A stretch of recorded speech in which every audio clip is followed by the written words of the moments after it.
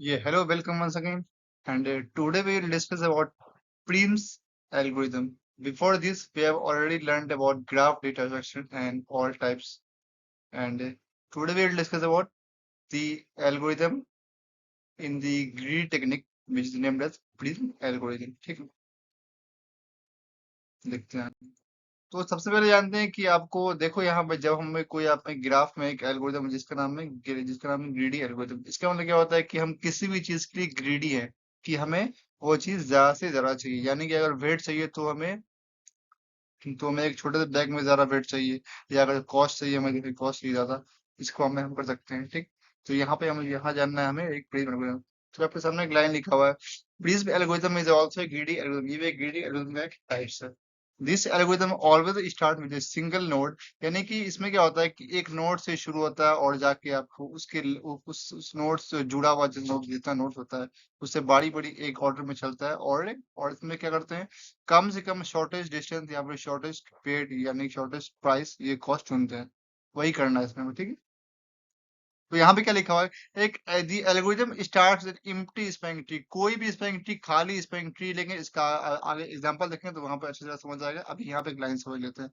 The idea is to maintain two set of vertices. मतलब क्या करना है, इसमें आपको एक नोड ले लेंगे, एक नोड होगा।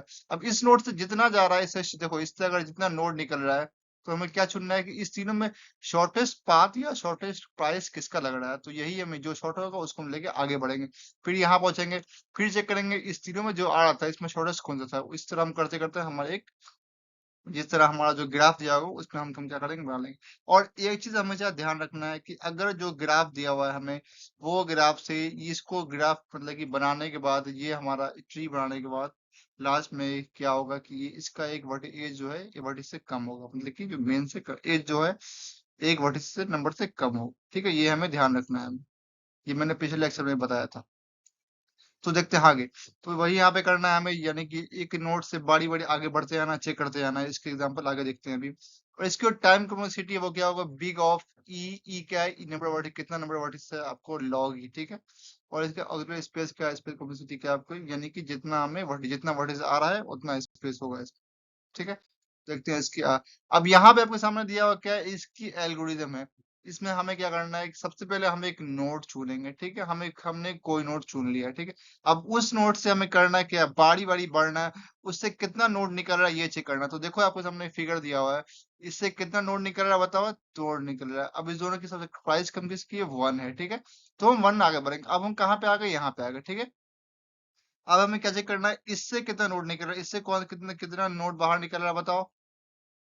बताओ, इससे आपको 3 निकला, 3 में सबसे कम कॉस्ट किसका लग रहा है, 2 का लग रहा है। तो इसको लेके आगे बढ़ जाएंगे। फिर यहाँ से आएंगे, फिर अब हम चेक करेंगे 3 से कितना निकल रहा है, 4 निकल रहा है, 2 निकल रहा है, 3 निकल रहा है, ये निकल। तो इसमें इसमें जो सबसे छोटा पास कौन सा है, इसमें 2 है, तो हम 2 लेके आगे बढ़ जाएंगे। तो इस तरह करते करते हमें आगे बढ़ना है, और यही इसकी एल्गोरिदम है, ठीक है। तो देखते हैं इसका कुछ एग्जांपल्स। तो यहाँ पे आपके सामने एक फिगर दिया हुआ है। ये क्या है, एक आपको एक बिग स्पैनिंग ट्री दिया हुआ है, ठीक है। अब इसमें हमें क्या करना है, ये इसको हमें क्या करना है, इसमें प्रिज्म एल्गोरिथम लगा के हमें मिनिमम स्पैनिंग ट्री निकालना है, ठीक है। तो देखो इसमें सबसे पहले हम क्या करेंगे, कोई एक नोड चुन लेते हैं, या 6 लो या फिर 1 ले लो, ठीक है। चलो ये चलो मान लिया हमने 6 चूज कर लिया पहले स्टेप में। इसके बाद हमें करना क्या है, इसे तो यहाँ पे मुझे करेंगे जो सबसे छोटा पाथ इसमें कौन सा जा रहा है। तो इसमें 6 नोड निकला था, इसमें छोटा कौन सा है, 2 जा रहा है, एक 25, एक ये। इसमें तो इसमें छोटा कौन सा है, 10, ठीक है। अब इसके हम लोग यहाँ पे ये से हम कहाँ पे, यहाँ तक आ गए। अब यहाँ पे अब इसके बाद हमें दोबारा चेक करना है कि इसमें अब यानी कि 1 से नोड निकल रहा है, इसमें 1 से नोड निकल रहा है, ठीक है। तो इसका इसमें इस दोनों में छोटा कौन सा है, 25। जब पिछले आएंगे तो ये छोटा है। अभी आगे इससे इससे हम आगे बढ़ के कहाँ पे आ गए, 5 पे आ गए, ठीक है। तो यहाँ पे अभी 5 से जितना नोड निकल रहा है बताओ कौन सा निकल रहा है, 7 जा रहा है, 4 जा रहा है। तो इसमें छोटा कौन सा, 22 या 24।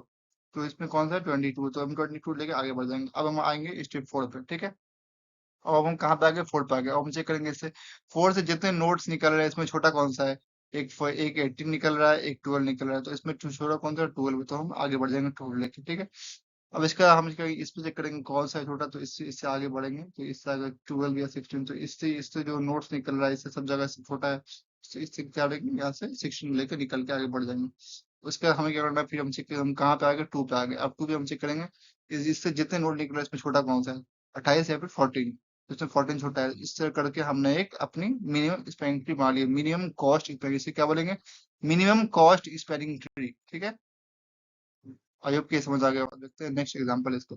तो यहाँ भी आपके सामने एक एग्जांपल दिया हुआ है, इसमें हमें करना क्या है, इसमें हमें कोई एक नोट चुना हमने, और नोट से हम देखेंगे शॉर्टर डिस्टेंस कौन सा है। इससे कौन सा है, 4 है आपको। अब इसे आएंगे सी पे आएंगे, तो इससे कौन सा निकल रहा है, 8 निकल रहा है या 11 है, या फिर, तो इसमें क्या हमने 8 चुन लिया। अब हम कहाँ पे आ गए, सी पे आ गए। अब सी से हम कहाँ बढ़ेंगे, 7 पे जाएंगे, 4 पे जाएंगे, 2 पे जाएंगे। तो हमें इसमें छोटा, तीनों में छोटा कौन सा है, 2 है। तो कोई इसमें यही यही करते करते हम आखिरी में कहाँ आ जाएंगे, आखिरी में उसकी ट्री पे आ जाएंगे। तो ये तो हमारा ये है। और एक और चीज ध्यान रखना है कि इसमें लूप कभी भी नहीं बनेगा। अगर लूप बन गया तो इसका मतलब क्या हुआ, ये इस मिनिमम स्पैन ट्री है ही नहीं। ठीक है, और एज हमेशा एक वर्टेक्स से कम होगा। तो यहाँ पे फिगर में आपको जितना ये दिया हुआ है, 3 3 6 7 8 9, तो यहाँ पे हो गया। तो इसमें आप लाइन जो है, लाइन आपकी कितनी होगी, 8 लाइन होगी। ठीक है, देख लो, 1 2 3 4 5 6 7 8। ठीक है, 8 एज होगी। बस यही करके हमें बना लेना है हमारा मिनिमम स्पैन ट्री। इसका एक तीसरा एग्जांपल दिया है यहाँ पे। हमने कहाँ से स्टार्ट किया, ए से स्टार्ट किया। तो ए से कितना नोट निकला, 12 दिखा रहा है, बी जा रहा है, एफ जा रहा है। इसमें छोटा कौन सा है, एफ है। ठीक है, अब एफ पे आ गए, एफ पे छोटा कौन सा है, 3। तो इधर बढ़ जाएंगे। बी, अब ई से छोटा कौन सा है, ई से 1 है या 9 है, तो 1 है। तो 1 से लौट के कहाँ पे आ गए, सी पे आ गए हम। ठीक है, अब हमें क्या रखना है, सी पे हम जब यहाँ पे हम जब आपको जब हम कहाँ पे आएंगे, सी पे आएंगे। ठीक है, तो अब यहाँ पे हमें करना क्या है, बताओ ये। देखो यहाँ पे जो करना है, यहाँ पे एक और ध्यान रखना है कि इसमें लूप नहीं बनेगा। तो सी से कहा था 5 पे जाएंगे, तो हमने कहाँ पे आ गए, फिर सी हम सी से कहाँ पे आ गए, 5 पे आ गए। ठीक है, तो इसका शॉर्ट कौन सा है, 5 है। तो हम यहाँ पे 5 पे आ गया। तो देखो, इसके बाद क्या करना है, इसके बाद हमें चेक करना है कि अगर यहाँ से यहाँ जाएंगे, अगर बी से ए पे आएंगे, तो इसमें क्या होगा, ये हमारा सेल्फ लूप बन जाएगा। लूप यानी कि इसमें लूप नहीं बना, तो क्या हो जाएगा ये आपको, हाँ हाँ, ये हमारा गिरा बढ़ाएगा ही नहीं। ठीक है, तो हम चेक करेंगे जो नोट बचा हुआ है वहां पे। इसके हम सी से कहाँ जाएंगे दोबारा, इसके बाद आएंगे, इसके बाद कौन सी है, तो सी से कहाँ बढ़ेंगे, 2। ये याद आएंगे डी पर, डी के हम आगे क्या करेंगे, हम चेक करेंगे डी सी से निकल रहा है 6 छोटा, 1 तो आ ही गया, सी छोटा है, 6 छोटा, तो हम 6 पे बड़ा कर देंगे। इस तरह करके हमारा ट्री बन जाएगा, हमारा ग्राफ क्या बन जाएगा हमारा मिनिमम स्पैनिंग ट्री। तो यहाँ पे एक्चुअली गौर किया होगा कि कि इसमें हर नोड पे आप कोई साइकिल नहीं बन रहा है, ना यहाँ साइकिल बन रहा है, यहाँ बन रहा है, यहाँ बन रहा है। ठीक है, ये किस तरह बना है, इस फॉर्म में बन गया है। एक इस तरह बना है, ट्री ट्री ट्री बना है। इस तरह क्या बन गया, हमारा ट्री ट्री बन गया है। ठीक है, एक ट्री बना है ऐसे, ये ऐसे गया है, ये ऐसे गया है, ये ऐसे गया है। ठीक है, ये क्या हो गया, हमारा एक ट्री ट्री बन गया। इसमें कोई साइकिल नहीं आ रहा है, इसलिए क्या बनेगा इसे, मिनिमम कॉस्ट स्पेलिंग ट्री। ठीक है, तो आई होप कि यहाँ तक समझ आ गया। अब देखते हैं इसकी एडवांटेज और डिसएडवांटेज। देखो हर चीज का क्या होता है, एक डिसएडवांटेज और एक एडवांटेज होता है। तो इसमें क्या होता है कि आपको एमएसटी निकालने के लिए एक आसानी पड़ता है। इसमें जो ग्राफ क्रिएटेड हुआ या वेट ग्राफ हुआ है, वेट दिया है, उसमें यूज करके हम काम आते हैं। और एक और चीज में क्या होता है, टाइम कॉम्प्लेक्सिटी जो है इसकी, big of E log V होता है। ये वी क्या वर्टिस है, ई क्या एजेस है, वी क्या वर्टिस है। ठीक है, ई क्या एजेस है। और यहाँ पे ये एक आसान, ये एल्गोरिथम बहुत ही आसान होता है, इसमें आपको आसानी से समझ आ जाता है। डिसएडवांटेज क्या है कि ये क्रूसिकल एल्गोरिथम की तरह ये कभी कभी शुरू होता है। वी का इसमें क्या होता है, बड़ी बड़ी चेक करना पड़ता है हमें, और हर नोट पे एक एक नोट से कितना नोट निकल रहा है ये चेक करना होता है।